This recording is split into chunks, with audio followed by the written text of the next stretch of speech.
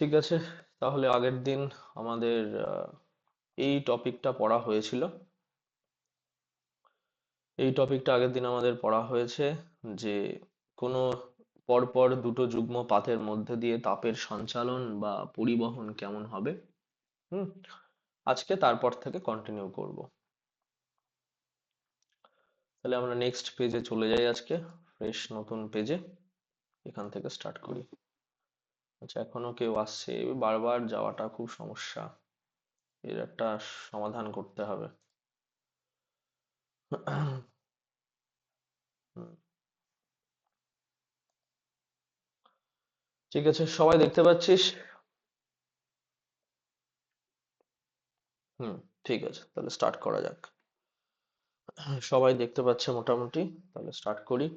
দেখ, আগের দিন যেখানে শেষ করেছিলাম তারপর থেকে শুরু করব। যে দুটো পাত যদি পরপর শ্রেণী সমবায়ে যুক্ত থাকে, হুম, তাহলে শ্রেণী সমবায়ে যুক্ত দুটো পাতের ক্ষেত্রে এই যে তাপের সঞ্চালন সেটা কেমন হবে। তা তোদের যাতে সহজে মনে থাকে, আমি ক্লাস টেনের যে রোধের শ্রেণী সমবায় আর সমান্তরাল সমবায় সেই অনুযায়ী পড়াবো। তাহলে উম, এইভাবে হেডিং কর সবাই, যে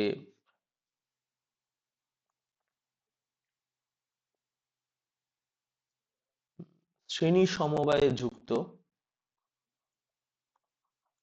শ্রেণী সমবায়ে যুক্ত,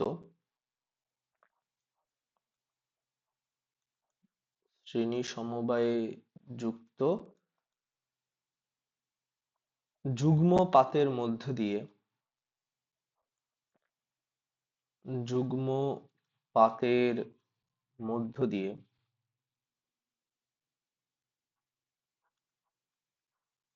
মধ্য দিয়ে তাপের সঞ্চালন,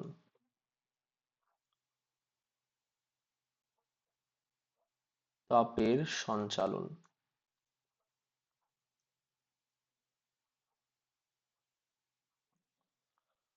কেউ একজন এসছে মনে হচ্ছে আবার, দেখে আসি। হুম। তাপের সঞ্চালন, তাহলে শ্রেণী সমবায়ে যুক্ত যুগ্ম পাতের মধ্য দিয়ে তাপের সঞ্চালন কেমন কি হয়, এটা এখন পড়বো।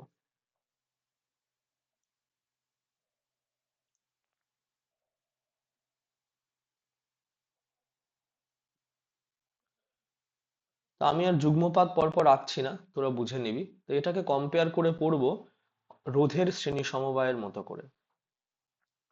তা ধর কতগুলো রোধ পরপর, আমি এখানে দুটো রোধ দিয়ে এক্সাম্পল দিচ্ছি। দুটো রোধ শ্রেণী সমবায়ে যুক্ত আছে। এই রোধের মান R1, এই রোধের মান R2। রোধের মধ্যে দিয়ে I মানের কারেন্ট যাচ্ছে। এই বারবার যাওয়া আসা সম্ভব? জয়, লেফট হয়ে গেছিলি আবার ঢুকেছে। এই বারবার এই করতে থাকবে। তাহলে শ্রেণী সমবায়ে যদি দুটো রোধ পরপর যুক্ত অবস্থায় থাকে, হুম, তাহলে এর বৈশিষ্ট্য আমরা কি পড়েছিলাম ক্লাস টেনে? সবার মনে আছে নিশ্চয়ই, যে এর বৈশিষ্ট্য কি ছিল। শ্রেণী সমবায়ে যুক্ত দুটো রোধের মধ্য দিয়ে আই মানের তড়িৎ প্রবাহিত হচ্ছে। এর বৈশিষ্ট্য কি ছিল? এর বৈশিষ্ট্য ছিল দুটো রোধ যদি শ্রেণী সমবায়ে থাকে। আচ্ছা, কাউকে একটু ধরি। আহ দেবার্পণ আছে? দেবার্পণ, দেবার্পণ বল। দুটো রোধ শ্রেণী সমবায়ে থাকলে এর বৈশিষ্ট্য কি ছিল? কারেন্ট আর বিভব প্রভেদের মধ্যে কোনটা সেম থাকে এখানে?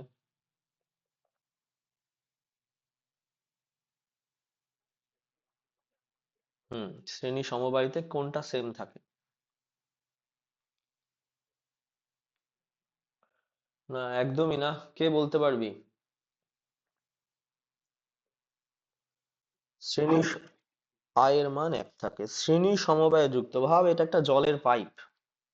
এই জলের পাইপের মধ্যে দিয়ে জল যাবে, এরকম একই প্রস্থচ্ছেদের পাইপ। তাহলে এরকম কি কখনো সম্ভব যে এর মধ্যে দিয়ে কম যাবে, এর মধ্যে দিয়ে বেশি জল যাবে? একটা পাইপে জল ঢুকেছে মানে পাইপের অপর প্রান্ত দিয়ে জল বেরোবে। তা কারেন্টের মান সেম থাকতেই হয়। তা পুরো তো বৈশিষ্ট্যের প্রথম পয়েন্ট, আই কনস্ট্যান্ট মানে তড়িৎ প্রবাহ সেম থাকতে হবে। তড়িৎ প্রবাহ সেম থাকতে হবে, কিন্তু বিভব প্রভেদ ভি কি হবে? ভি আলাদা আলাদা হবে। ভি আলাদা হবে। হুম।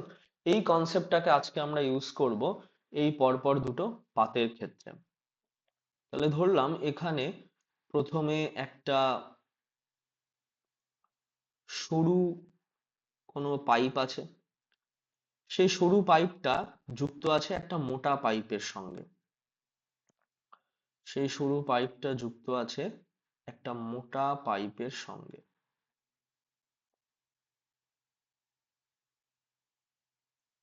ধরলাম এরকম। এদের মধ্যে দিয়ে এবার তাপের সঞ্চালন হবে। এদের মধ্যে দিয়ে তাপের সঞ্চালন হবে। তাহলে কিছু পরিমাণ তাপ এখানে ঢুকবে, ধরলাম কিউ পরিমাণ তাপ ঢুকছে। এবার তোরা আমাকে বল, এই কিউ পরিমাণ তাপ যখন সরুটা থেকে মোটাটার মধ্যে ঢুকবে তখন তাপের পরিমাণ বেড়ে যাবে, কমে যাবে, না একই থাকবে?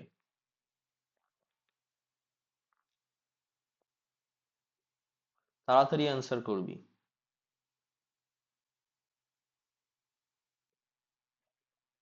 একই থাকবে।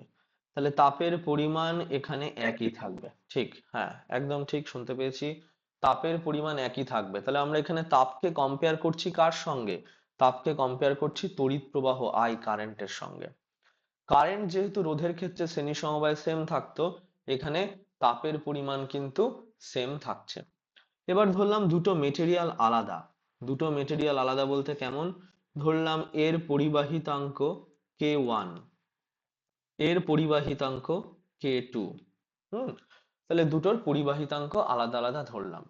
তাহলে এই ক্ষেত্রে যদি দুটোর দৈর্ঘ্য সেম হয়, মানে এটার দৈর্ঘ্য L1, এটার দৈর্ঘ্য L2, আমি ধরে নিলাম দুটোর দৈর্ঘ্য সেম, মানে L1 is equal two L2।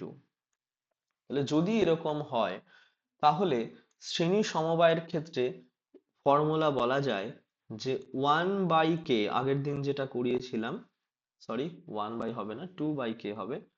রবারটা কোথায় গেল? হুম। তাহলে এটা হবে, ফর্মুলাটা নোট করে নিবি, এই দিয়ে কম্পিটিটিভ এক্সামে অঙ্ক তোরা পাবিই পাবি। 2/k is equal two 1/k1 plus 1/k2। খুব ইম্পর্টেন্ট কিন্তু formula. 2/k is equal two 1/k1 plus 1/k2। যদি এখানে আমি দুটো রড এঁকেছি, যদি দুটো না নিয়ে আমি তিনটে রড নিতাম, দুটি যুগ্মপাত করেছি, তাহলে তিনটি পাতের ক্ষেত্রে যদি আমি তিনটি পাত নিতাম, তাহলে তোরা বানিয়ে বল ফর্মুলাটা কেমন হতো তিনটি পাতের ক্ষেত্রে।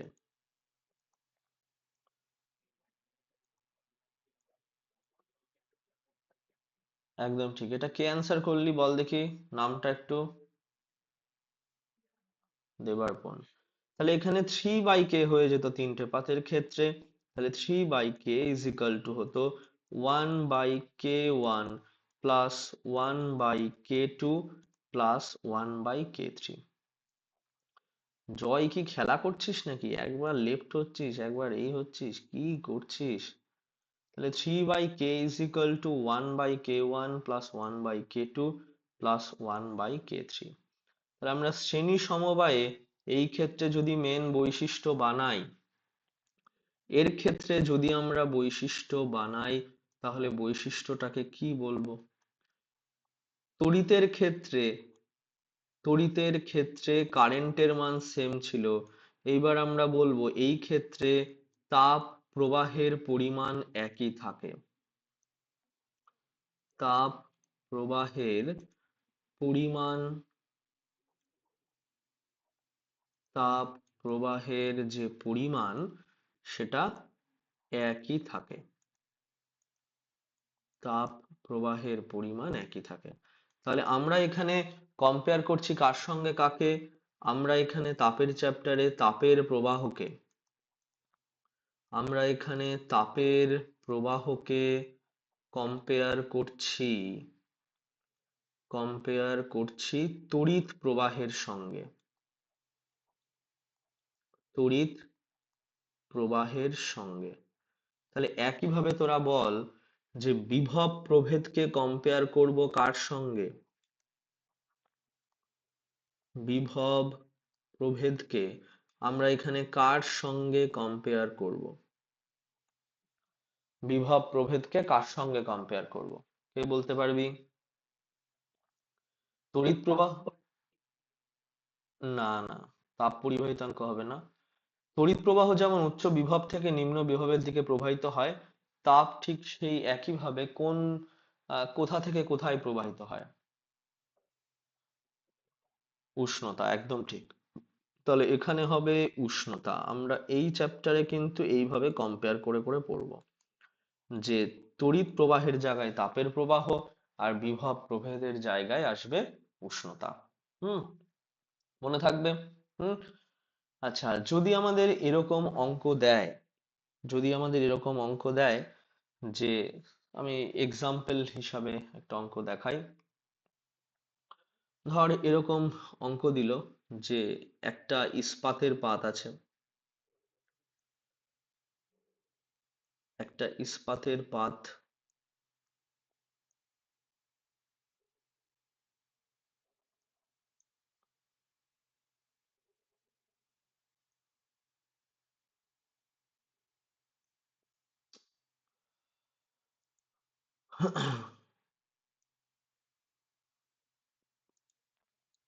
একই ছবি আবার আঁকবো।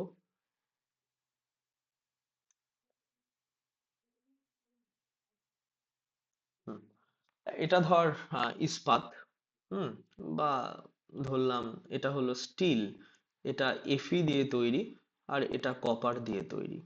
তাহলে দুজনের খুব স্বাভাবিকভাবে যে তাপ পরিবাহিতাঙ্ক K1 K2 আলাদা আলাদা হবে। হুম, এবার আমাদের এক্সামে ধর এরকম বলল, আচ্ছা এখানে একটা টেম্পারেচার ধরে নি θ1, এখানে একটা টেম্পারেচার দেওয়া আছে θ2।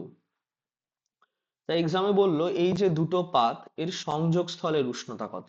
তাহলে আমাদের প্রশ্ন করলো ধর এরকম, এটা বলে দিয়ে, এটা বলে দিয়ে প্রশ্ন করলো সংযোগ স্থলের উষ্ণতা কত। সংযোগ স্থলের,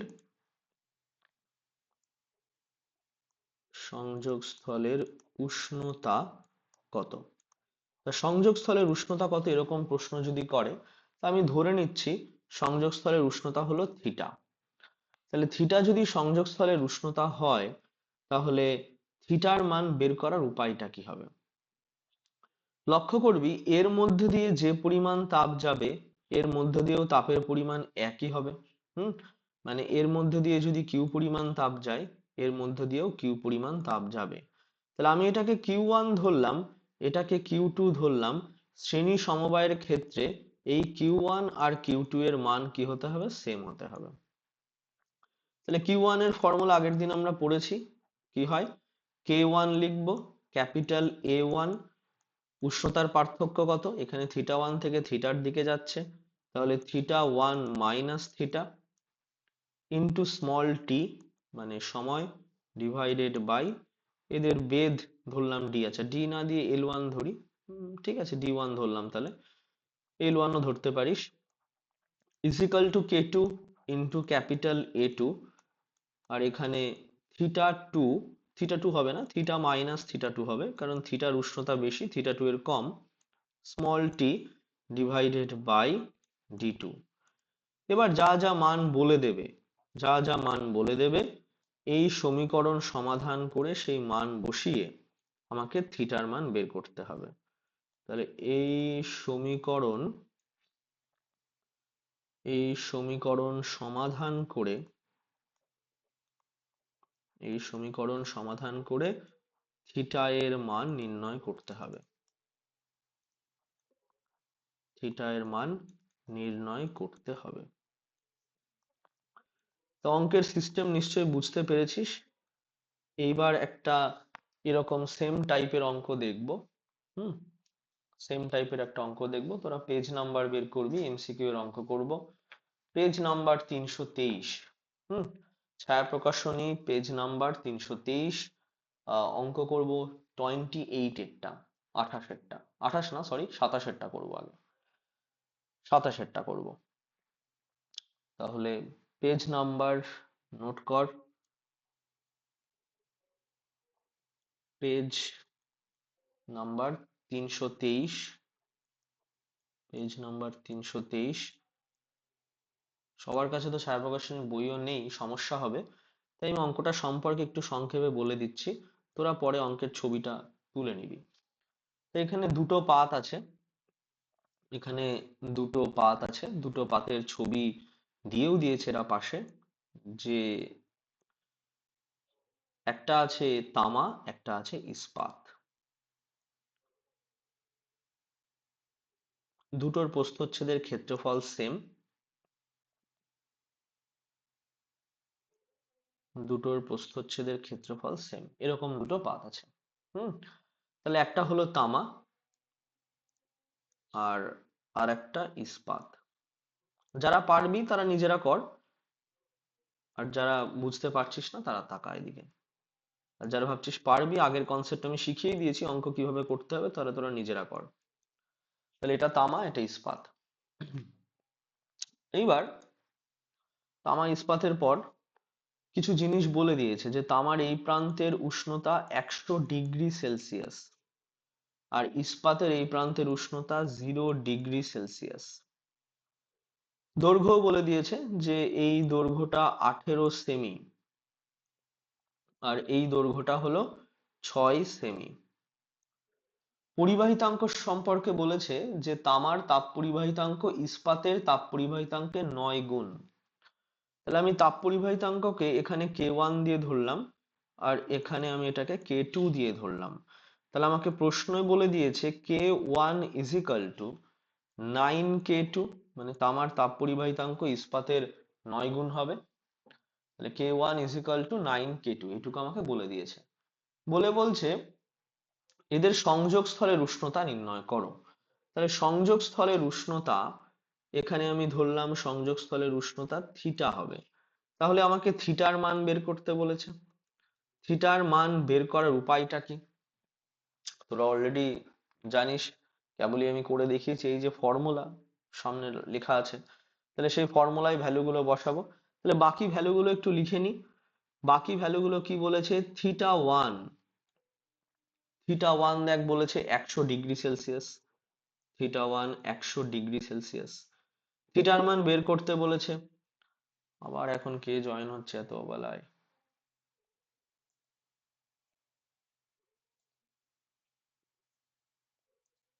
হুম, তাহলে থিটার মান 100 ডিগ্রি সেলসিয়াস বলে দিয়েছে। এদিকে থিটা টু এর মান কত জানি আমরা, 0 ডিগ্রি সেলসিয়াস। তাহলে theta two is equal to 0 degree Celsius. k1 k2 সম্পর্ক অলরেডি জানি। বেদ d1 ইজ ইকাল টু বলেছে 18 সেমি, আর d2 ইজ ইকাল টু বলেছে 6 সেন্টিমিটার। এই দুটো ভ্যালু বলে দিয়েছে। তাহলে ফর্মুলায় পুট করব। আমি কনসেপ্ট তোদের আগেই বলেছি যে এর মধ্যে দিয়েও যে পরিমাণ তাপ সঞ্চালিত হবে, এর মধ্যে দিয়েও একই পরিমাণ তাপ সঞ্চালিত হবে, কারণ এরা শ্রেণী সমবায়িতে আছে। তাহলে দুটো তাপের পরিমাণই সেম। তাহলে দুটো তাপের পরিমাণ সেম মানে আমরা Q1 is equal to Q2 বলতে পারি। তাহলে Q1 is equal to Q2 ফর্মুলায় পুট করতে হবে। একই ফর্মুলা, K1 into theta minus theta into capital A into small t divided by d1, আর এখানে k2 theta minus theta into capital A into t by d2, by d2। তাহলে এই হলো গল্প। সব ভ্যালু পুট করে দেবো এবার। ভ্যালু পুট করলে অ্যান্সার চলে আসার কথা। k1 এর মান পুট করে দিলাম 9k2, থিটা1 এর মান 100 বলে দিয়েছে, থিটার মান জানি না, বের করব। আবার কে এসছে?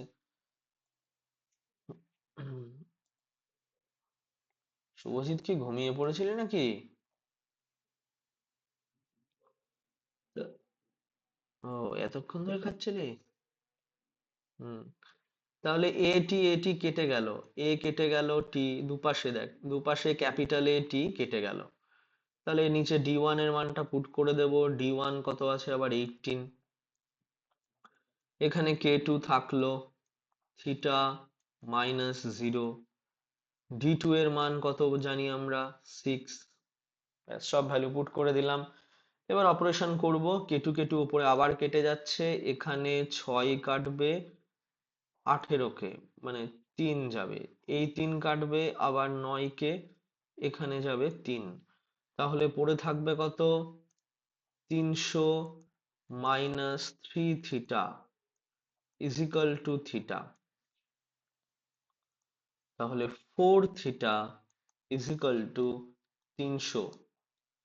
তাহলে থিটা ইজিক্যাল টু কত হবে, থিটা ইজিক্যাল টু 300/4। 300/4 করলে কত হয়, 4 × 7 = 28, আর 20, মানে 4 × 5 = 20, 75 ডিগ্রি সেলসিয়াস অ্যান্সার বেরোলো আমাদের। হুম। এরকম অঙ্ক কিন্তু পরীক্ষায় তোদের দিতে পারে। বুঝতে পেরেছিস? সবার লেখা হয়ে গেলে একটু জানাবি। কেউ নিজে পেরেছিল অঙ্কটা করতে?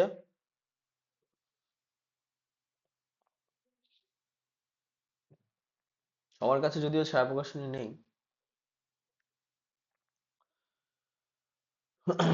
বাসু আছিস, বাসু?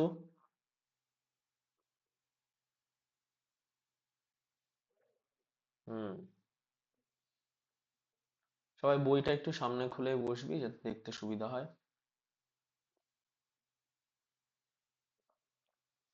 আচ্ছা, তাহলে সবার লেখা হয়ে গেছে ধরে নিলাম, তাই তো? কেউ কিছু বলছিস না মানে? সবার লেখা হয়ে গেছে, ঠিক আছে।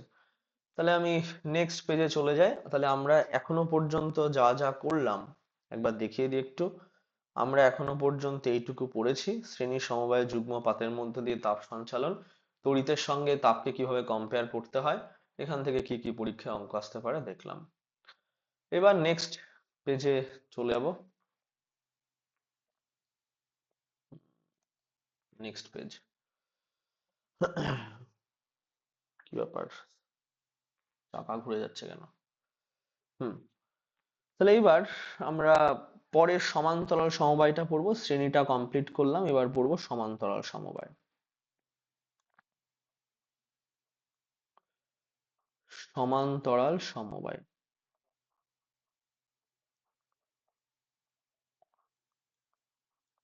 সমান্তরাল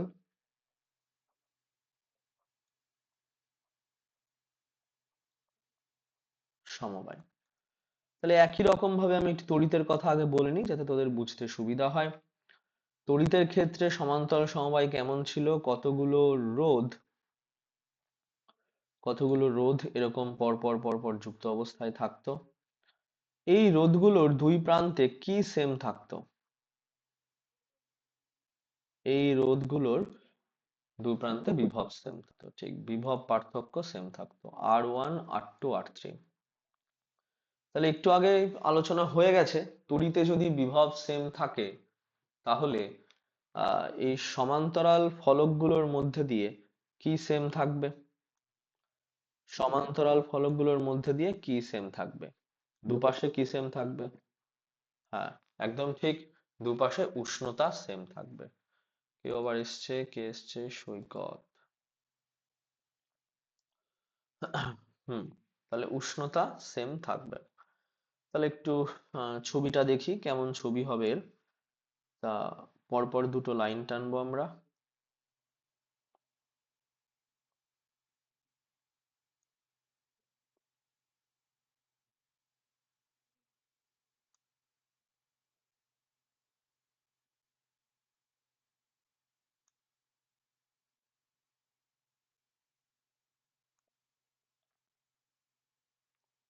তো দুটোকে আলাদা করার জন্য একটা অন্য কালার দিয়ে দিই।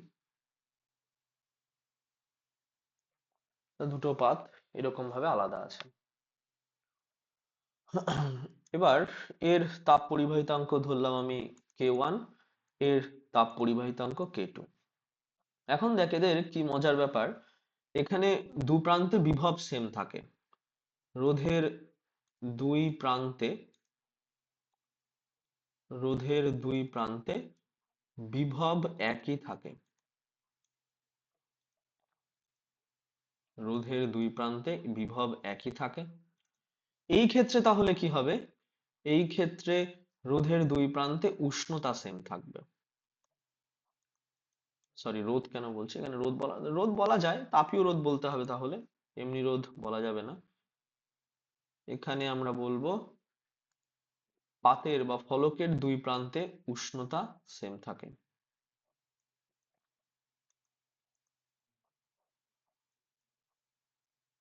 দুই প্রান্তের উষ্ণতা একই থাকে।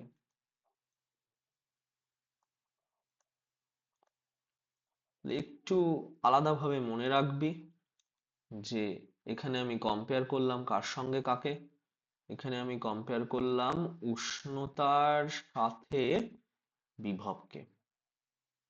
তড়িতে বিভব যে কাজ করে, এখানে উষ্ণতা একই কাজ করছে।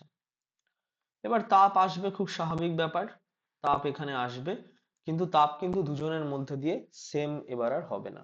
হুম, দুজনের মধ্যে দিয়ে তাপ সেম হবে না, দুজনের মধ্যে দিয়ে তাপ আলাদা আলাদা ভাবে সঞ্চালিত হবে। এটার মধ্যে তাপ ঢুকবে Q1 পরিমাণ, এর মধ্যে তাপ ঢুকবে Q2 পরিমাণ, দুটো তাপ কিন্তু আলাদা আলাদা হবে।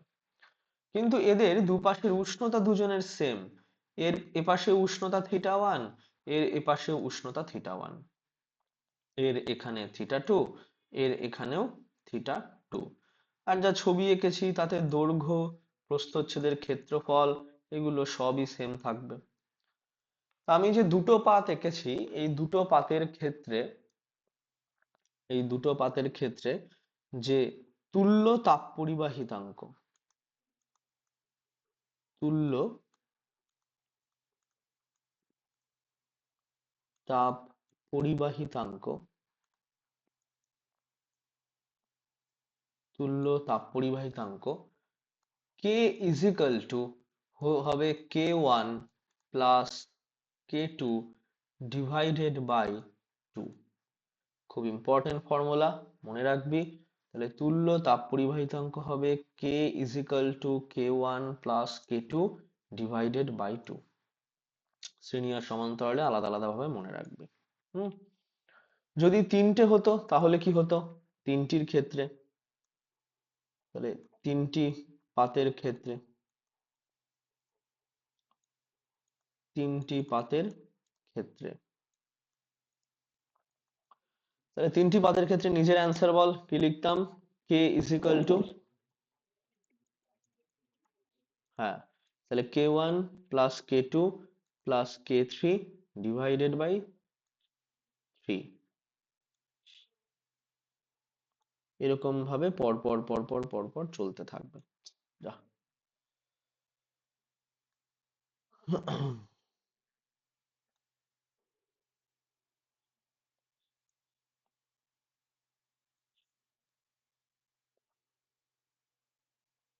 ব্যাস, এটা মনে রাখবে, এখানে এর বেশি আর দরকার পড়বে না। এবার একটা অন্য টাইপের অঙ্ক দেখবো। হুম, অন্য টাইপের অঙ্ক, সেটা হলো ধর আমাদের এরকম অঙ্ক দিল যে তিনটে পাত আছে, তিনটে পাত ওয়াই শেপের পাত। তাহলে এখানে কোশ্চেন বলে লিখি, আমি একটা অঙ্ক এখন করিয়ে দেবো, খুব মন দিয়ে দেখবি, এরপরে কিন্তু আমি সেম টাইপের অঙ্ক আবার করতে দেবো। তাই খুব মন দিয়ে দেখবি। তো ধর এরকম দিল আমাদের যে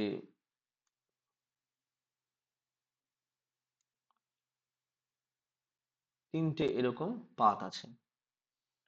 এবার এই তিনটে পাতের ধর উষ্ণতা আলাদা আলাদা বলেছে, এটা হলো 0 ডিগ্রি সেলসিয়াস, এটাও 0 ডিগ্রি সেলসিয়াস, এটা ধর বলে দিল 100 ডিগ্রি সেলসিয়াস। এই যে পাতটা, সেটা ধর ইস্পাত, এটা হলো ইস্পাত, এটা হলো পিতল, আর এই পাতটা ধরলাম তামা, এরকম বলে দিল। এদের কিছু মানও দিয়ে দিল ধর, আমি মানগুলো তোদের বোঝার জন্য সহজে লিখে দিচ্ছি পাশে। ধর মান এরকম বললো, আমি তিনটে চার্ট বানিয়ে নিই তাহলে। একটা হলো ইস্পাতের ক্ষেত্রে মান কি কি আছে, আর একটা হলো পিতলের ক্ষেত্রে মান, আর একটা ধর তামার ক্ষেত্রে কিছু মান বলে দিল। তাহলে ইস্পাতের ক্ষেত্রে মানগুলো ধর বললো K1 মানে তাপ পরিবাহিতাঙ্ক is equal to 0.12 CGS unit, unit আমি আর লিখছি না। K2 is equal to 0.26 CGS unit লিখছি না। K3 is equal to 0.92 CGS unit লিখলাম না, কোনো ইউনিটই লিখিনি। এবার প্রত্যেকের ক্ষেত্রফল এখানে সেম, এর ক্ষেত্রফল এ, এর ক্ষেত্রফল এ, এর ক্ষেত্রফল এ, কিন্তু তিনজনের দৈর্ঘ্য বা বেধ বলতে পারিস আলাদা আলাদা। একজনের D1 is equal to 12 centimetre, 12 centimetre. একজনের D2 is equal to 13 centimetre, আর আরেকজনের D3 is equal to 46 centimetre. এরকম ভ্যালু আমাদের বলে দিয়েছে। বলে দিয়ে প্রশ্নে বলল যে আহ, এদের সংযোগ স্থলের উষ্ণতা নির্ণয় করো। আগের বার দুটো দিয়ে করেছিলাম, এবার তিনটে দিয়ে। সংযোগ স্থলের উষ্ণতা কত, সংযোগ স্থলের উষ্ণতা কত। তাহলে এরকম অঙ্ক করার সময় আমরা সবসময় সংযোগস্থলের উষ্ণতা কি করি, আমরা সংযোগস্থলের উষ্ণতা ধরে নিই যে সংযোগস্থলের উষ্ণতা কত হবে, সংযোগস্থলের উষ্ণতা হবে থিটা। এবার জিনিসটাকে একটু বোঝার চেষ্টা কর যে তাপ সব সময় কোন দিক থেকে কোন দিকে যায়, বেশি উষ্ণতা থেকে কম উষ্ণতার দিকে। তাহলে 100 ডিগ্রি থেকে তাপ সঞ্চালন শুরু করবে, ধরলাম এই তাপটা হলো Q1 পরিমাণ। এই তাপটা এখানে গিয়ে কিছুটা এই দিকে যাবে, আবার কিছুটা এই দিকে যাবে। তাহলে এই নিচের তাপটাকে ধরলাম Q2, আর এই তাপটাকে ধরলাম Q3। তাহলে খুব স্বাভাবিকভাবে এই শর্তটা মনে রাখবি যে Q1 ইজ ইকুয়াল টু কি হতে হবে, Q2 প্লাস Q3, কারণ এখানে যে তাপটা যাচ্ছে, এখানে যে Q1 তাপটা ঢুকছে সেই তাপটাই এখানে দুভাগে ভাগ হয়ে গেল, একটা Q2 একটা Q3। তাহলে Q1 অবভিয়াসলি ইকুয়াল টু কি হতে হবে, Q2 প্লাস Q3। সেটা এখানে করব, যে একবারে লিখলাম, আমি তাপ প্রবাহের হার দিয়ে লিখছি Q1 by T is equal to Q2 divided by T plus Q3 divided by T। হুম তাহলে এখানকার মানগুলো এবার পুট করব, প্রত্যেকটা মান পুট করব Q1 by T, Q2 by T formula অনুযায়ী। তাহলে ফর্মুলা কি হয়, K1 দ্বারা Q1 Q2 Q3 ধরাটা মনে হয় একটু ভুল হলো, কারণ এখানে আমি ইস্পাতটাকে K1 ধরেছি। হুম ইস্পাতটাকে এখানে আমি K1 ধরেছি। না, ভুল হবে না, অঙ্ক করা যাবে, কিন্তু তোদের একটু সমস্যা হবে। হুম তাহলে এটাকে একটু ঠিক করা যাক। এখানে ওয়ানটা কাটবো, এখানে তামা ইস্পাত আর তিনটাকে একটু কাটবো। হুম তাহলে কি হবে, তাহলে প্রত্যেক 1 2 3 সেম সেম থাকবে, না হলে 1 2 3 গুলিয়ে যাবে। ঠিক আছে, তাহলে হুম ইস্পাত, লক্ষ্য কর ইস্পাতে K1 ধরেছি, তাহলে ইস্পাতের এটাকে Q1 দেব, পিতলটাকে Q2 দেব কারণ এখানে 2 ধরেছি, আর তামাটাকে Q3 দেব। তাহলে Q3 by t is equal to Q1 by t plus Q2 by t. এবার তো নিজেরাই পারবি, ফর্মুলা বসিয়ে দিতে হবে, সেই একই ফর্মুলা K1 ইন্টু, যেহেতু সংযোগস্থলের উষ্ণতা এখানে থিটা, এই জায়গাটায় সংযোগস্থলের উষ্ণতা থিটা, তাহলে উষ্ণতার পার্থক্য কত, 100 মাইনাস থিটা। তাহলে K1 into 100 minus theta. Capital A ক্ষেত্রফল 1 আছে, পরে কেটে যাবে, ক্যাপিটাল এ, স্মল টি নেওয়ার দরকার নেই, এটা হবে D1। সব ঠিক লিখলাম, না সরি এখানে একটু একটু গন্ডগোল হলো, K3 নিতে হবে এখানে, এটা K1 না, এটা K3 হবে। কারণ তামার ক্ষেত্রে এটা K3 হবে। Q1 এর জায়গায় এখানে আবার লিখবো K1। বল উষ্ণতাটা কত নেব? উষ্ণতা কত নেব, অ্যান্সার কর। θ-0 এরকম চলতে থাকবে। θ-0 ডিভাইডেড বাই, এখানেও ক্যাপিটাল এ আছে, D2। তাহলে D2 13 সেন্টিমিটার। আবার একইভাবে এখানেও তাই, K2 θ-0 ডিভাইডেড বাই, এটা আছে D2 কত আছে, 12 আর 13। ঠিক আছে, তাহলে এটা 12 নিয়ে নিলাম, একই ব্যাপার দাঁড়াবে। না, একই ব্যাপার দাঁড়াবে না, একই ব্যাপার দাঁড়াবে না, পাল্টেই লিখতে হবে।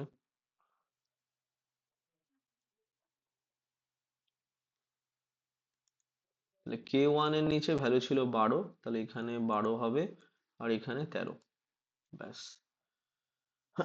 ঠিক আছে, একবারে মান বসিয়ে দিলাম D1 D2, তোরা বুঝে নিবি, হ্যাঁ। আচ্ছা, এবার ক্যাপিটালে সব কেটে বাদ দেব। তাহলে সব ভ্যালু পুট করে দেওয়ার পালা। 0.92, এদিকে 100 মাইনাস থিটা। D1 এর মান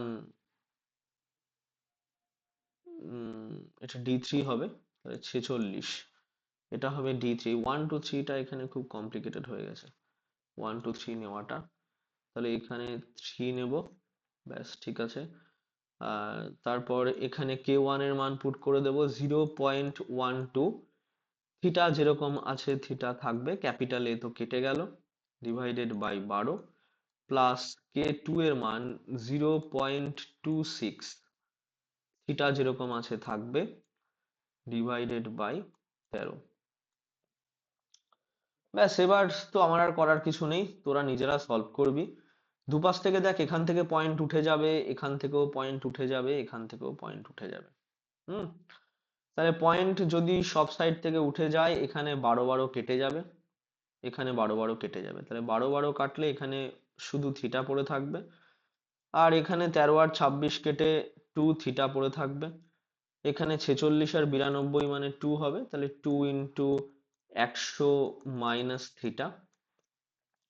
তাহলে নেক্সট লাইনে অ্যান্সার বেরিয়ে যাওয়ার কথা। তাহলে 200 মাইনাস 2 থিটা, আর এখানে হলো 3 থিটা। তাহলে 5 থিটা ইজ ইকাল টু হলো 200। তাহলে থিটা ইজ ইকাল টু কত? Theta is equal two 40 degree Celsius. তাহলে আমাদের অ্যান্সার কত হলো? সংযোগ স্থলের উষ্ণতা কত হবে? 40 ডিগ্রি সেলসিয়াস। হুম, বুঝতে পেরেছি সবার? ক্লিয়ার? যদি সবাই বুঝে থাকিস তাহলে 323 নাম্বার পেজের 28-এর অঙ্কটা এখন করবি।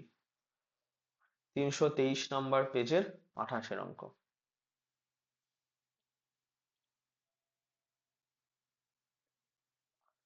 323 নাম্বার পেজে 28-এর অঙ্ক, দেখ সেম অঙ্ক, একদম সেম। 2 মিনিট টাইম দিলাম।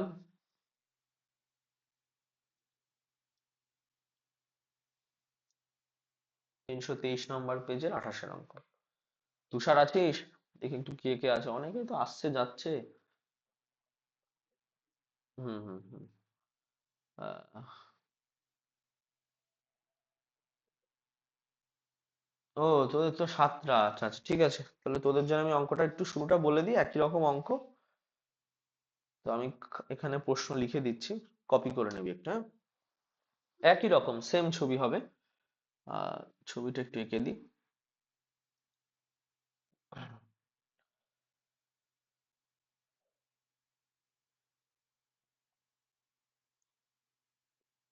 ছায়া প্রকাশনীর অঙ্ক, একদম সেম অঙ্ক, কেবল যেটা করালাম এটার মতোই সেম অঙ্ক। তাহলে এখানে দেওয়া আছে 0 ডিগ্রি সেলসিয়াস, এখানে দেওয়া আছে 90 ডিগ্রি সেলসিয়াস, এখানে 90 ডিগ্রি সেলসিয়াস। তিনটে উষ্ণতা দেওয়া আছে। তোকে একই কথা, সংযোগ স্থলের উষ্ণতা মানে থিটা চেয়েছে, যে থিটার মান কত হবে। আর তোকে কিছু কথা বলে দিয়েছে যে একই প্রস্থচ্ছেদের তিনটে, মানে তিনটের প্রস্থচ্ছেদই সেম, তিনজনই প্রস্থচ্ছেদ সেম, ক্যাপিটালে ক্যাপিটালে ক্যাপিটালে। আর বলে দিয়েছে যে প্রদর্শিত উপযুক্ত করা হলো উপাদানও একই বলে দিয়েছে। হ্যাঁ, তাহলে অঙ্ক খুবই সহজ। উপাদানও একই, পরিবাহিতাঙ্ক k1 is equal two k2 is equal two k3। আবার একই প্রস্থ হচ্ছে, তিনটে দণ্ড, দৈর্ঘ্যও সেম, দৈর্ঘ্যও সমান।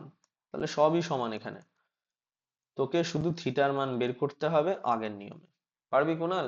আর কিছু বলতে হবে ইনফরমেশন?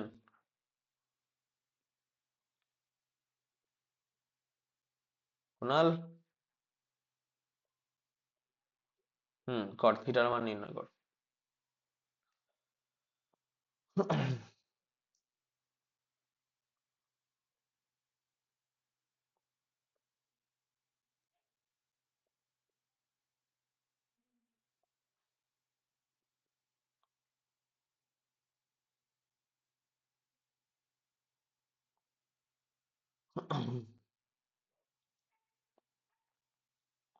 এখানে আসলে সবার তোদের বাড়ির, বেশিরভাগই বাড়ির নামে আহ জিমেল তো। আমি কারোর জিমেল দেখে বুঝতে পারছি না কে ক্লাস করছিস কে করছিস না।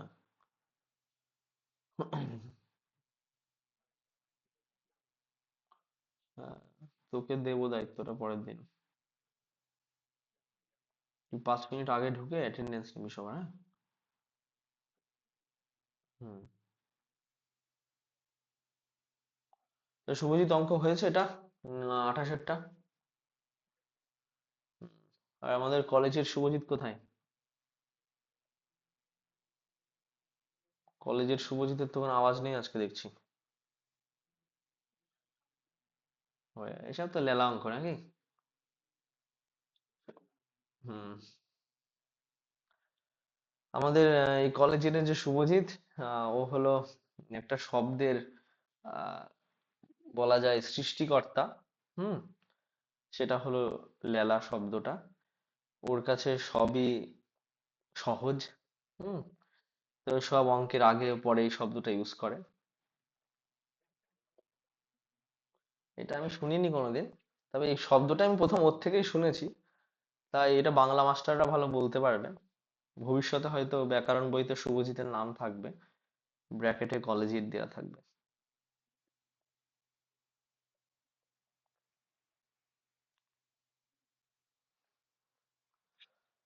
আচ্ছা, শান্তনু আছে নাকি? শান্তনুকেও তো দেখছি না। হুম হুম হুম। ঠিক আছে। যাদের যাদের হয়নি একবার বলবি, যদি না হয় তাহলে করবো, আর সবার হয়ে গেলে করার কোনো দরকার নেই। সবাই হয়ে গেছে নাকি একবার জানাবি। মানে একই সেম টাইপের অঙ্ক, আলাদা কিছু নেই। সবারই হয়ে যাওয়া উচিত, তাই তো? হয়ে গেছে, আর করালাম না। তাহলে এবার সবাই কে কলেজের কি সব লিখেছে, বুঝতে পারলাম না। আহ এবার পেজ নাম্বার 328, 328-এর 13 নম্বর অঙ্ক। 328-এর 13 নম্বর অঙ্ক।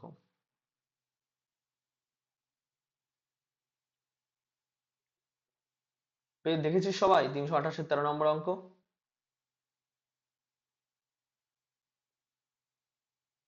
এটা হোমওয়ার্ক লিখে রাখ, এটা এখন করার দরকার নেই। এটাও একই টাইপের শুধু অঙ্ক। এখানে তিনটে বাহু ছিল, এখানে কিন্তু তিনটে বাহু নেই। এখানে তার থেকে বেশি বাহু আছে। এবার এই অঙ্কটা করতে গেলে যেটা প্রথম সমস্যা ফেস করতে হবে, তুই কার থেকে কাকে মাইনাস করবি সেটা একটা সমস্যা হবে। কারণ এখানে তো খুব ইজিলি জানা যাচ্ছিল, এই যে ছবিতে একটু দেখাই, এখানে খুব ইজিলি জানা যাচ্ছিল যে আহ 90 থেকে 90 থেকে থিটার দিকে প্রথমে তাপ যাবে। এখানেও 90 থেকে থিটার দিকে তাপ যাবে। আবার আহ 0 থেকে থিটার দিকে, থিটা থেকে 0-র দিকে তাপ যাবে। তাহলে এই দুটো তাপকে আমরা এর সঙ্গে যোগ করতে পারতাম। হুম। কিন্তু 13-র অঙ্কটায় এটা নির্ধারণ করা অসুবিধা হবে তাপ কোন দিক থেকে কোন দিকে যাবে। তো 13-র অঙ্কটা বাড়িতে একটু ভাবনা চিন্তা করবি, ভেবে করার চেষ্টা করবি। হুম। এখনই বলবো না, সবই এখন বলে দিলে ভগবান তোদের তো মাথা দিয়েছে খাটানোর জন্য, অন্যায় করা হবে। তাহলে পরবর্তী টপিকে এবার চলে আসি। এবার যে টপিকটা পড়বো 90% সিউরিটি আছে যে এটা কিন্তু এবার পরীক্ষায় আসবে থিওরি হিসাবে। যদি পরীক্ষায় দেয় তাহলে মোটামুটি 3 নাম্বার দেবে এটা থেকে। খুব ইম্পর্টেন্ট, 3 নাম্বার থাকবে। তাহলে প্রশ্নটা আগে লিখি। হুম, প্রশ্নটা এরকম। হুম, হ্যাঁ বল, শুনতে পাচ্ছি না। ও আচ্ছা, জয়কে 100% দিতে হবে না? দেখ, আজকালকার দিনে কোনো কিছুরই 100% সিউরিটি নেই। হুম। তা এটা আশা করাটা ভুল। প্রবাবিলিটি কখনো 1 হতে পারে না। এটা প্রবাবিলিটি চ্যাপ্টার পড়েছিস অঙ্কে? না 12-এ আছে মনে হয়। ও খানিকটা আছে, তাহলে তো জানিস তোরা।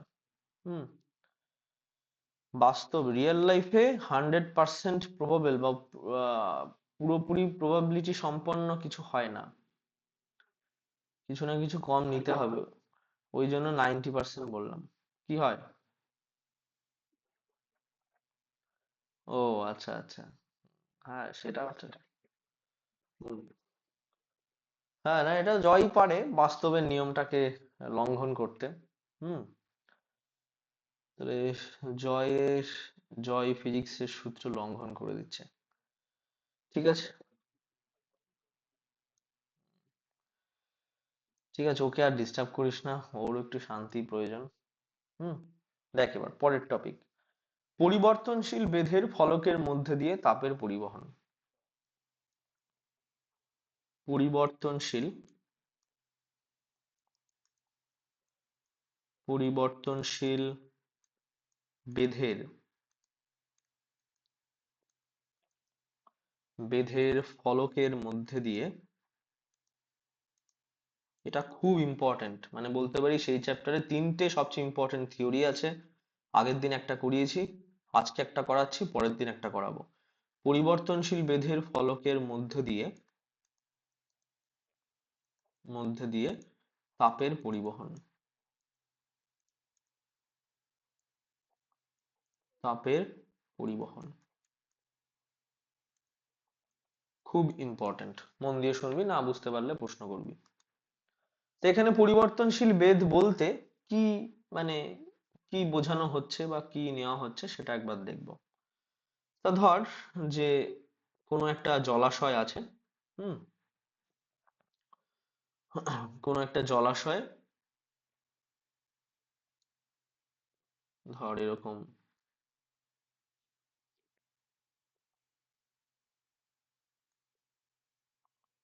জলাশয়, শীত প্রধান দেশের জলাশয়, যেখানে সূর্য ডোবার পরে বরফ জমতে শুরু করবে, বরফ জমবে। এবার সেই বরফ জমার হারটাই আমরা এখানে নির্ণয় করব। বরফ জমার হার। তাহলে ধরলাম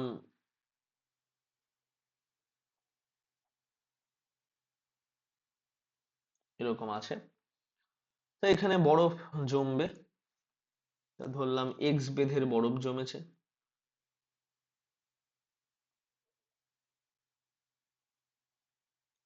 এক্স বেধের বরফ জমেছে।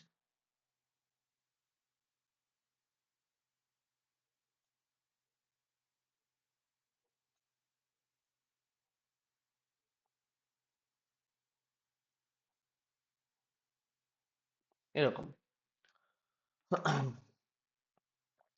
যা যা ভ্যালু লেখার একটু লিখে নেবো এখানে। যে এইটুকু হলো এক্স বেধ। তাহলে শীত প্রধান দেশে রাতের দিকে টেম্পারেচার বাইরে মাইনাসে চলে যায়। বাইরে টেম্পারেচার হয়ে যায় -θ°C। জলের উষ্ণতা তখনও তোরা জানিস, ওপরে হয় 0°C আর নিচে থাকে 4°C। নিচে নিয়ে আমার কোনো কাজ নেই। তাই এবার এই জল কি করবে? তাপ বিকিরণ করবে, তাই তো? বাইরে তাপ বিকিরণ করবে। তাহলে তাপ বাইরের দিকে বেরোবে, এই ভেতর থেকে তাপ বাইরের দিকে বেরোবে। মানে তাপ বিকিরণ বলবো না, তাপ বর্জন করবে, বিকিরণ শব্দটা টেকনিক্যালি ভুল হবে এখানে। হুম। এইবার আমাদের বের করতে হবে যে এক্স বেধের বরফ জমতে কত সময় নেবে, আমাদের সময় নির্ণয় করতে হবে। তো এখানে একটু জলটাকে ডিজাইন করে দিই। আরে কেউ জল ভাববে না ভাববে শুকনো, এখানে কিন্তু জল আছে। ঠিক আছে, তাহলে প্রমাণ শুরু করি। তা প্রথমে যেটা আমরা ধরে নেব কিছু জিনিস, যে ধরি বরফের তাপ পরিবাহিতাঙ্ক কে, ধরি বরফের তাপ পরিবাহিতাঙ্ক। বরফ এমনি তাপের কুপরিবাহী হয়, খুব একটা তাপ তো এর মধ্যে দিয়ে বেরোয় না, আহ তাও যে সামান্য পরিমাণ তাপ বেরোয় সেটার জন্য তাপ পরিবাহিতাঙ্কের মানটা ধরে নেব, যে ধরি বরফের তাপ পরিবাহিতাঙ্ক is equal to K. Second জিনিস ধরবো বরফের ঘনত্ব, বরফের ঘনত্ব ইজ ইকাল টু রো। আচ্ছা, বরফের ঘনত্ব রো ধরলাম। পারিপার্শ্বিক মানে পরিবেশের উষ্ণতা, তাহলে পারিপার্শ্বিকের উষ্ণতা,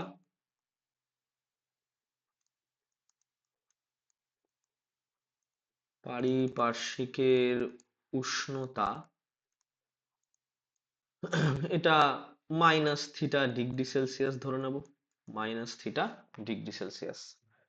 তাহলে জল কি করবে, তাপ বাইরে বর্জন করবে। কত পরিমাণ বর্জন করছে সেটা বের করব, তার আগে আমাদের জানতে হবে যে যদি টি সময়ে এক্স পরিমাণ বরফ জমে তাহলে এই বরফের ভর কত। এখন বরফের বরফের যে ভর সেটা থেকে আমরা কি পাবো, বরফের ভর থেকে আমরা মোট তাপের পরিমাণ বের করতে পারবো। দেখ এটা তো এর আগে পড়েছিস, আমি সাইডে করে দেখাই একটু, যে এখানে আছে 0°C উষ্ণতার, 0°C উষ্ণতার ধর জল আছে। তা সেই 0°C উষ্ণতার জল 0°C উষ্ণতার একই ভরের বরফে পরিণত হবে। তাহলে জল বরফে পরিণত হতে গেলে তাপ বাইরে কি করবে, তাপ বাইরে বর্জন করবে। কত পরিমাণ তাপ বাইরে বর্জন করে, এটা লিন তাপের কনসেপ্ট দিয়ে বলতে হয়, ক্লাস 9-এ লাস্ট পড়েছিস, যে Q is equal to formula হয় এম ইন্টু এল, যেখানে লিন এল হলো কি লিন তাপ, যেখানে এল হলো লিন তাপ। তা 1 গ্রাম বরফের ক্ষেত্রে যেমন বরফ গলনের লিন তাপ কত হয়, কার মনে আছে ভ্যালুটা? বরফ না, 80 ক্যালোরি পার গ্রাম, 80 ক্যালোরি পার গ্রাম, মানে 1 গ্রাম জলকে বরফে পরিণত হতে হলে সেই জলটা 80 ক্যালোরি তাপ বাইরে বর্জন করবে। তা আমাদেরও এখানে এই যে জলটা জমে বরফ হলো, কতটুকু তাপ বর্জন করে জল জমে বরফ হলো সেটা বের করতে হবে। তার জন্য এই যে এম এর প্রয়োজন, বরফের ভরের প্রয়োজন। সেটা একটু ধরে নেব, যে আহ বরফের লিন তাপ, হুম, বা গলনের লিন তাপ ধরে নি, গলনের লিন তাপ ইজ ইকাল টু ক্যাপিটাল এল, এটাও ধরে নিলাম। এখন দেখ টি সময়ে যদি স্মল টি পরিমাণ সময়ে এক্স পরিমাণ বরফ জমে, তাহলে ডিটি সময়ে কত পরিমাণ বরফ জমবে এটা আমাদের জানতে হবে। হুম, তাহলে ধরে নিচ্ছি যে ডিটি সময়ের অবকাশে, ডিটি সময়ের অবকাশে, সময়ের অবকাশে বরফের বেধ, ডিটি সময়ের অবকাশে বরফের বেধ is equal two D x. তাহলে টি সময়ে যদি এক্স পরিমাণ বরফ জমে তাহলে ডিটি সময়ের অবকাশে বরফ জমবে কতটুকু, ডিএক্স। তাহলে বরফ জমার বেধ লিখে দিই, বরফের জমার বেধ ইজ ইকাল টু ডিএক্স পরিমাণ। তাহলে মোট কত আয়তনের বরফ জমবে, হুম, তাহলে ডিটি সময়ে, ডিটি সময়ে বরফ জমার আয়তন, ডিটি সময়ে বরফ জমার আয়তন, আয়তন কিভাবে পাবো, ক্ষেত্রফলের সঙ্গে ডিএক্স টাকে গুণ করে পাবো এ ডিএক্স আয়তন। আয়তন পাওয়াতে আমার লাভ কি হলো, আমি ভর বের করে নিতে পারবো। তাহলে ভর ইজ ইকাল টু, এখানে অল্প পরিমাণ ভর হবে, ভর ডিএম ইজ ইকাল টু ঘনত্ব ইন্টু আয়তন, আয়তনকে ডিভি দিয়ে লেখা যায়। তাহলে রো যেমন আছে থাক, ডিভি আয়তনের মানটা বসিয়ে দেব, আয়তন কত হবে a dx। তাহলে আমরা ভরের মান পেয়ে গেলাম dm is equal two a dx, এটাকে 1 নাম্বার দিয়ে রেখে দিলাম। ব্যাস, তাহলে ভর বেরোলো। ভরের পরে এই যে ভর বের করলাম, এই ভর থেকে আমরা সহজে বের করে নিতে পারবো যে উষ্ণতা কি হয়। তোরা লক্ষ্য কর, কেবলই আমি বলেছি কি দিয়ে বের করব, বরফ গলনের লিন তাপ যে এল ধরে নিয়েছি, তাহলে গলনের লিন তাপ যদি এল হয়, তাহলে বরফ জমতে কত পরিমাণ তাপ বর্জন করছে, Q is equal to M L পরিমাণ তাপ বর্জন করছে। Q is equal to M L পরিমাণ তাপ বর্জন করছে। এটাই এখন করব।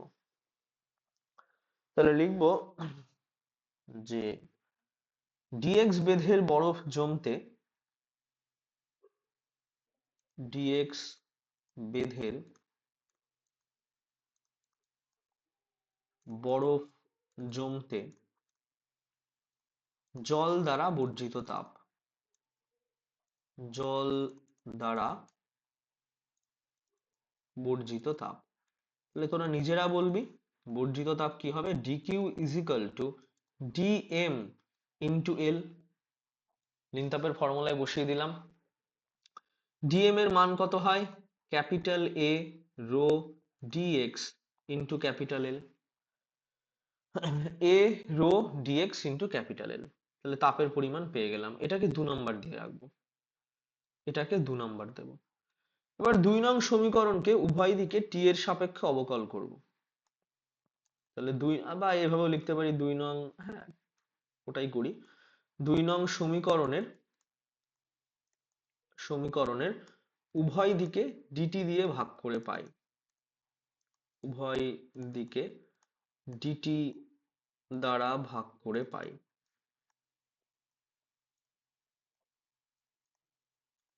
ডিটি দ্বারা ভাগ করে পাই। তাহলে ডিটি দিয়ে ভাগ করলে কি হবে, DQ DT is equal to A rho capital L DX DT হবে, ডিএক্স ডিটি। এটাকে 3 নম্বর সমীকরণ দিয়ে রাখলাম আমি। অলরেডি আবার ফর্মুলা পড়েছি যে ডিকিউ ডিটির ফর্মুলা কি হয়, আবার বলে লিখবো। তাহলে আবার আমরা ডিকিউ ডিটির ফর্মুলা পড়েছি যে DQ DT is equal to হয় ক্যাপিটাল কে ইন্টু এ, উষ্ণতার পার্থক্য লিখতে হবে, ভেতরে 0 ডিগ্রি সেলসিয়াস উষ্ণতা আর বাইরে -θ, ক্যাপ কে ইন্টু এ, এত টাইম তো লেখার দরকার নেই, বাই বরফের বেধ, বরফের বেধ কত পরিমাণ, এক্স পরিমাণ বরফের বেধ। হুম তাহলে এটাকে লেখা যায় কে ইন্টু এ, এখানে থিটা হয়ে গেল ডিভাইডেড বাই এক্স, এটাকে 4 নম্বর সমীকরণ দিলাম। দেখ 3 নম্বর সমীকরণেরও বাদিকে যা আছে 4 নম্বরেরও বাদিকে তাই আছে। তাহলে 3 ও 4 কি করতে পারি, তুলনা করতে পারি। তাহলে 3 ও 4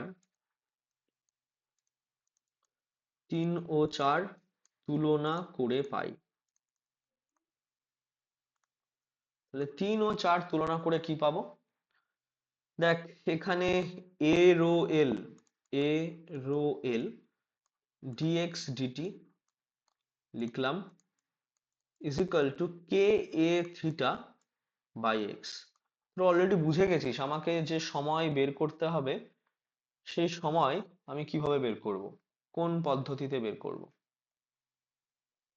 পেজটাও শেষ হয়ে গেল, ঠিক আছে ডান দিকে করি, কিছু করার নেই এখন, ডান দিকে করতে হবে। হ্যাঁ তোরা কিন্তু বুঝে নিস যে এইখান থেকে যে করলাম এই লাইনটার পরে তারপরে আবার এখানে স্টার্ট হচ্ছে। তাহলে এ rho L DX DT K A theta x, এবার ইন্টিগ্রেশন করব। ইন্টিগ্রেশন করার জন্য ডিএক্স যেদিকে আছে সেদিকে এক্স রাখবো, ডিটি যেদিকে আছে সেদিকে টি রাখবো, এরকম। হুম তাহলে ডিএক্স এর এখানে রাখি ডিএক্স, তার নিচে এক্স নিয়ে চলে আসবো ডিএক্স বাই এক্স, আর বাদ বাকি যা আছে পাশে লিখে রাখবো, এ আছে রো আছে এল ডিভাইডেড বাই কে। আর আচ্ছা কে তো, এ তো কেটে যাচ্ছে না বোথ সাইড থেকে, বোথ সাইড থেকে এ এ কেটে যাবে। তাহলে বোথ সাইড থেকে এ কেটে গেলে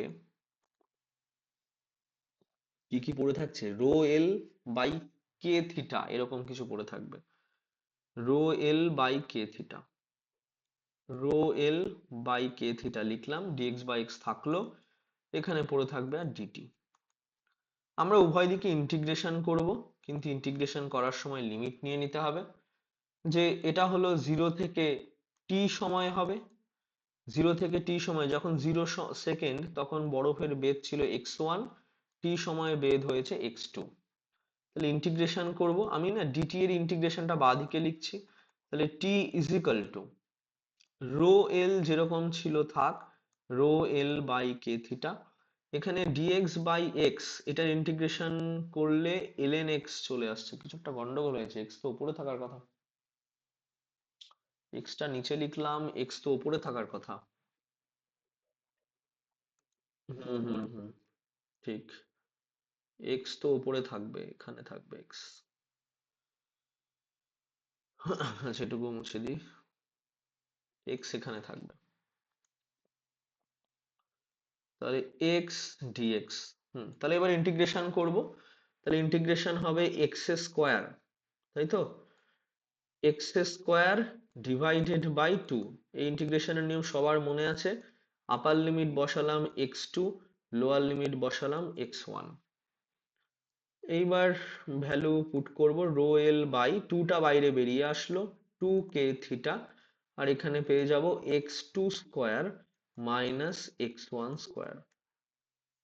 তাহলে আমরা টি এর ফর্মুলা পেয়ে গেলাম, টি এর ফর্মুলা পেলাম, rho L by two K theta is equal to x2 square minus x1 square. খুব ইম্পর্টেন্ট, পরীক্ষায় দেখতে পাবি, খুব ইম্পর্টেন্ট, পরীক্ষা এরকম জিনিসই দেবে, যারা আগে প্র্যাকটিস করে যাবি না তাদের পক্ষে এই প্রমাণ পরীক্ষায় নামানো সম্ভব না, আগে মিনিমাম 3 বার থেকে 5 বার প্র্যাকটিস করে যেতে হবে। হুম, মিনিমাম 3 বার থেকে 5 বার। আচ্ছা, যা যা লিখালাম সবই কি তোরা খাতায় নিয়েছিস, লিখতে পেরেছিস সবাই? হুম সবাই লিখতে পেরেছে বলছে, তাহলে আমি নেক্সট পেজে চলে গেলাম। নেক্সট পেজে, আচ্ছা নেক্সট পেজে যাব না, এখানে একটা স্পেশাল কেস বলি, স্পেশাল কেস অন্য কালার দিয়ে লিখি তাহলে দেখা যাবে। স্পেশাল কেসটা এখানে লিখে দিই, একটা স্পেশাল কেস হবে, স্পেশাল কেসটা এরকম, যে যদি যদি t1 ইজ ইকাল টু 0 সময়, হুম t1 ইজ ইকাল টু 0 এই সময়ে যদি বরফ একেবারেই না জমে থাকে, তাহলে ওর বেধ কত হবে, x1 ইজ ইকাল টু 0 হবে। আর t2 ইজ ইকাল টু টি সময়ে বরফ জমেছে ধরলাম x2 is equal two x পরিমাণ, তাহলে এই ফর্মুলাটা কি দাঁড়াবে, x2 এর জায়গায় x বসিয়ে দেব, তাহলে capital T is equal to rho L divided by two K theta, x2 এর জায়গায় x বসাবো আর ওটা x1 এর জায়গায় 0 বসাবো, তাহলে x স্কোয়ার পাবো। এটাও কিন্তু পরীক্ষায় প্রমাণ করতে দিতে পারে, তাহলে লাস্ট এই ধাপ পর্যন্ত করবি। হুম তখন লাস্ট এই ধাপ পর্যন্ত করবি, তাহলে দুটো ফর্মুলা খাতায় নোট করে নে, এবার এটা দিয়ে অঙ্ক দেখব, এই ফর্মুলা দিয়ে এবার অঙ্ক দেখব। পেজ নাম্বার চলে আসবি,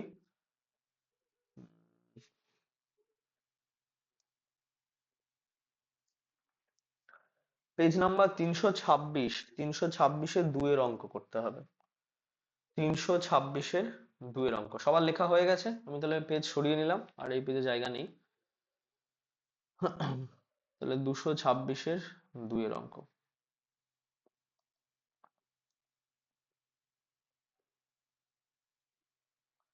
তাহলে 226 পেজ, সরি 226 বলছি কেন, 326, সরি, পেজ হলো 326,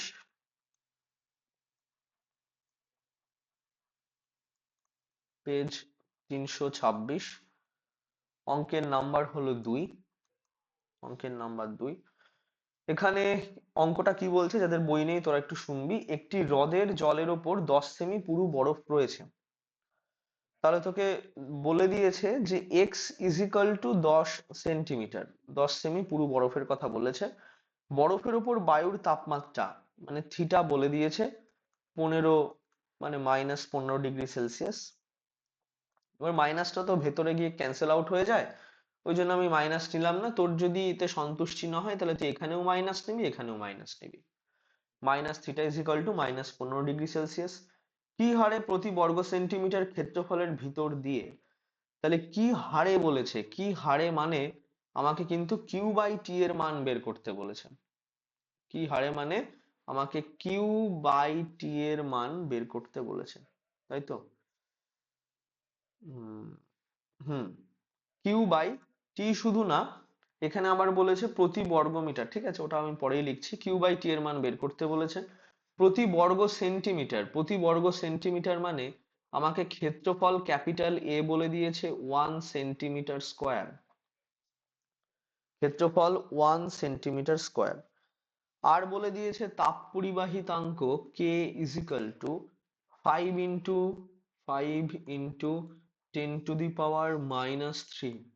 10⁻³ সিজিএস ইউনিট। এই ভ্যালু সব বলে দিয়েছে, এবার জাস্ট বের করতে বলেছে। ক্যাপিটাল এল এর মান বলে দেওয়া নেই, ওরা জানেই, তুই এটা জানিস, কিন্তু এখানে অর্ধেক লোকজনই জানে না। এটা জেনে রাখতে হবে, নাহলে পরীক্ষায় কিন্তু এর ওর কাছে শুনতে হবে আবার। 80 ক্যালোরি/গ্রাম। তাহলে আমরা জানি বলে লিখবো,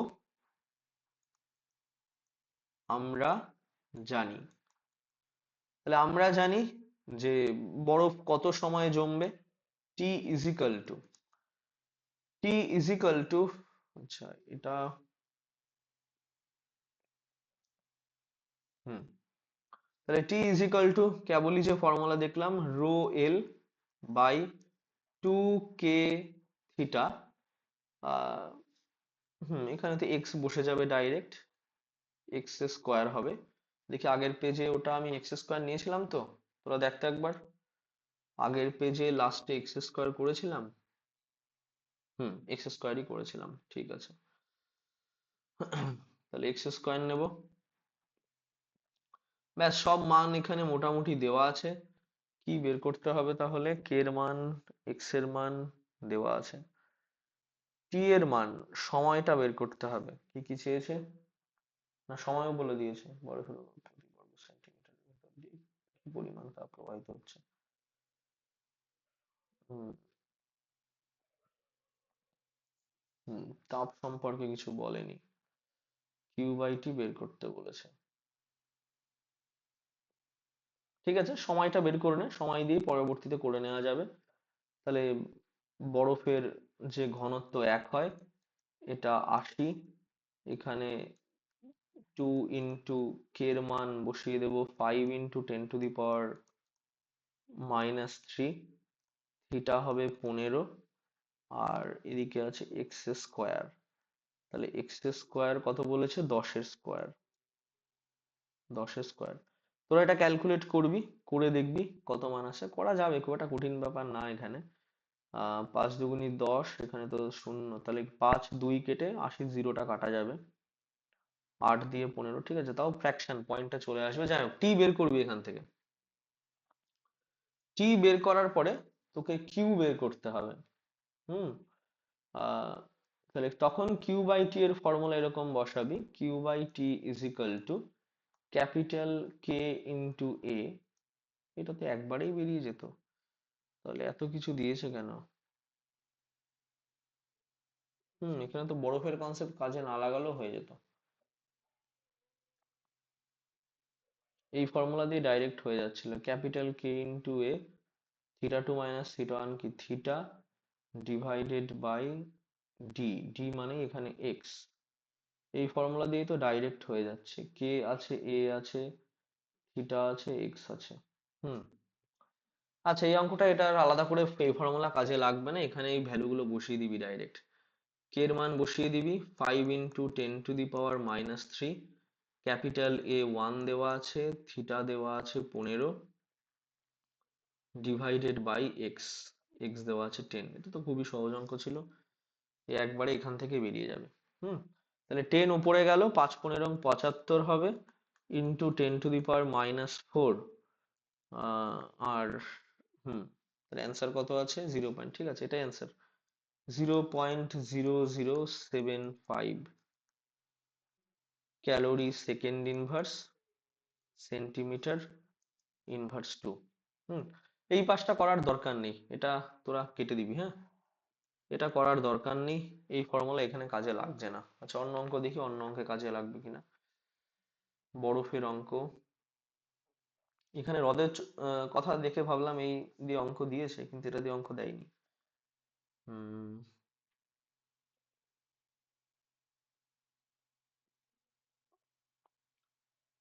বরফের অঙ্ক কি বইতে দেয়নি একটাও?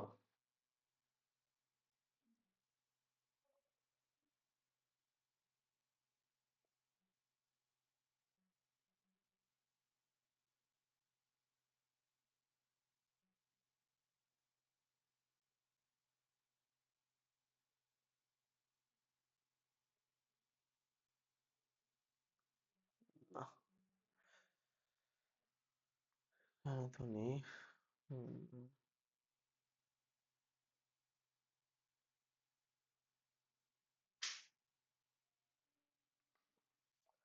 বরফের থিওরি পড়ালাম ঠিকই, কিন্তু বরফের কোনো অঙ্ক দেয়নি।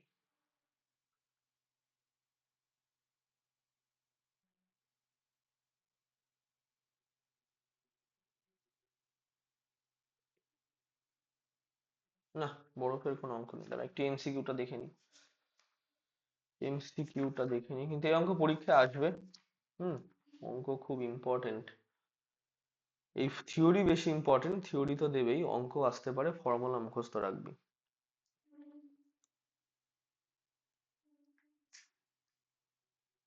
সবই কিউ বাই টি ফর্মুলা দিয়ে দেওয়া আছে, সবই কিউ বাই টি ফর্মুলা, কৃষ্ণ বস্তু এগুলো দরকার নেই, হবে না।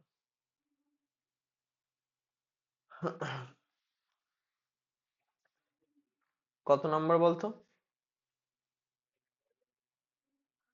মিক্সড ব্যাগের 2। হ্যাঁ, একদম ঠিক, এই অঙ্কটা কর। ভালো, মিক্সড ব্যাগের 2, অঙ্কটা কর। এটা বরফের অঙ্ক। তাহলে মিক্সড ব্যাগের 2 এর অঙ্কটার পেজ নাম্বার হলো 328। তাহলে পেজ হলো 328।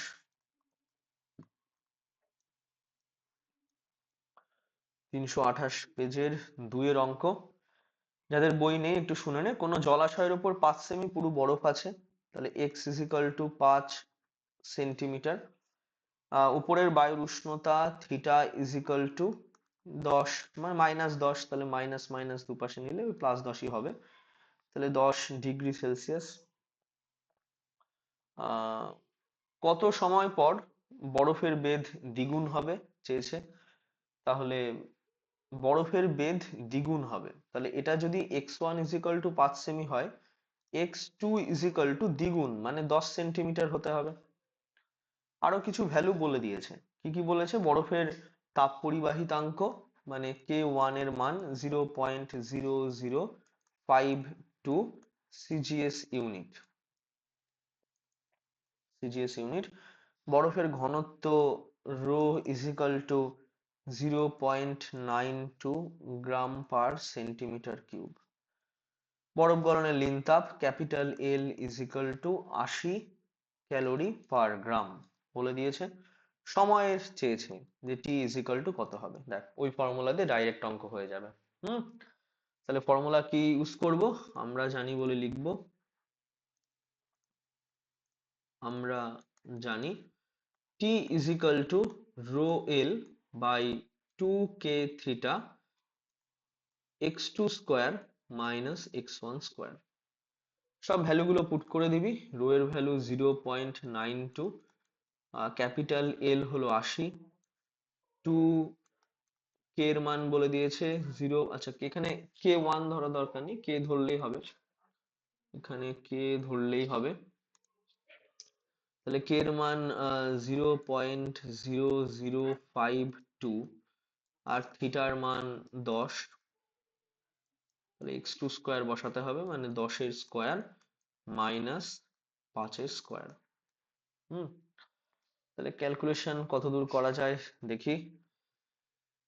এখানে পয়েন্ট যদি ওঠে, তাহলে এই পয়েন্টটা দুঘর সরে যাবে, তাহলে দুঘর সরে গেলে আমি এই দুটো পয়েন্টই তুলে দিলাম এখান থেকে, হ্যাঁ।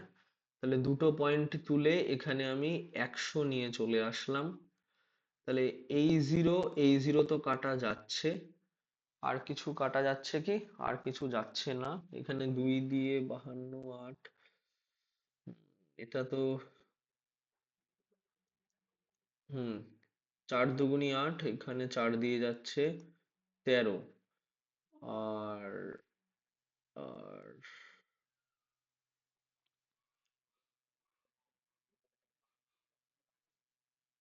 হ্যাঁ, ওটা 92 কে ঠিক 91 ধরে নেওয়া যাবে। তাহলে এটা 7ই ধরে নিলাম। তাহলে 7 দুগুনি 2 2 তো কেটে যাচ্ছে না, তাহলে 7 পড়ে থাকলো। তাহলে 7 ইন্টু এখানে 100 মাইনাস 25, তাহলে কত? 75। তাহলে সব ঠিক আছে নাকি একবার দেখে নিবি তাও। 5 7 35-এর 5, হাতে 3, আহ 100, 100 আছে, ঠিক ঠিক ঠিক 100 আছে। তাহলে 5 7 35-এর 5, হাতে 3, 7 7 49, 52500। এত সেকেন্ড অ্যান্সার কিসে দেওয়া আছে? অ্যান্সার ঘন্টায় দেওয়া আছে। তাহলে ঘন্টায় করতে গেলে একে ভাগ করতে হবে 3600 দিয়ে, 3600। হ্যাঁ, 3600 দিয়ে, কারণ 3600 ইজিক্যাল টু 1 ঘন্টা হয়। তাহলে দুটো জিরো কেটে গেল।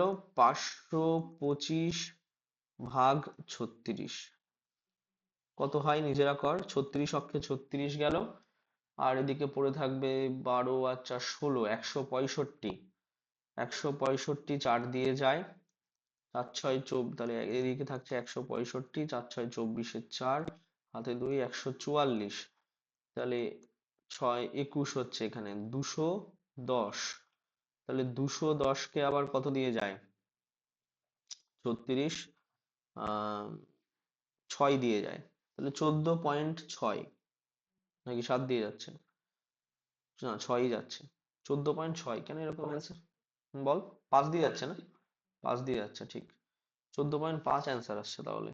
অ্যান্সার তো আছে 14.74। কোথাও ক্যালকুলেশন মিস্টেক। ও আচ্ছা আচ্ছা, রাইট রাইট, হ্যাঁ ঠিক ঠিক, তাহলে ঠিকই আছে অ্যান্সার আমাদের। ঠিক আছে, এতে কোনো সমস্যা হবে না। 14.5 ঘন্টা উত্তর মিলেছে। ঠিক আছে। ঠিক আছে, কটা বাজলো রে? 11:23। হুম। এরপরে দেখ, এই চ্যাপ্টারের বেশিরভাগ অঙ্ক টাইপের জিনিসগুলো শেষ। এরপরে আমাদের যেটা পড়ানো এখনো বাদ আছে সেটা হলো, বইতে একটা জিনিস নেই কিন্তু এটা বাইরে থেকে পড়াতে হবে। প্ল্যাঙ্কের বিকিরণের সূত্র, ওটা বইতে নেই কিন্তু পড়তে হবে। প্ল্যাঙ্কের বিকিরণের সূত্র, প্রোভেস্টের নীতি, স্টিফেনের সূত্র, এগুলো কোনোটাই প্রমাণ নেই এখন আর সূত্রের, শুধু এক নিউটনের সূত্রের প্রমাণ আছে। হুম। আচ্ছা, ঠিক আছে, তাহলে আজকে এই পর্যন্তই থাক। হুম। আবার তোদের রোববারে যার যেদিন পড়া আছে ওই দিন পড়বি। পরের অনলাইন ক্লাস আমি গ্রুপে বলে দেবো আবার। হুম। ঠিক আছে, থাক আজকে।